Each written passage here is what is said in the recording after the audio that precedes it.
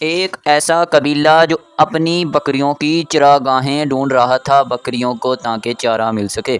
لیکن آپ کو یہ بات جان کر حیرانی ہوگی کہ اسی قبیلے نے کئی سو سالوں تک اپنی حکومت قائم کی۔ اس قبیلے کے سردار کا نام تھا سلیمان شاہ، جس کی زندگی نے وفا نہ کی اور وہ دنیا سے چل بسا۔ اور اس کے بعد اس کا بیٹا عثمان آیا، جس نے قبیلے کی قیادت سنبھالی اور اپنے راستے کا آغاز کیا اور ایک جگہ جا کر بسا، جہیں سے اس نے سلطنت عثمانیہ کی بنیاد رکھی۔ آج اس عثمان کو عثمان غازی کے نام سے یاد کیا جاتا ہے۔ یہ دیکھیے یہ کیسی تاریخ داستاں رقم ہوئی ہے کہ ایک قبیلے والوں نے 3 براعظموں پر 600 سالوں تک حکومت کی۔ آگے چل کر مزید تفصیلات کے لیے سبسکرائب کریں پارٹ 2۔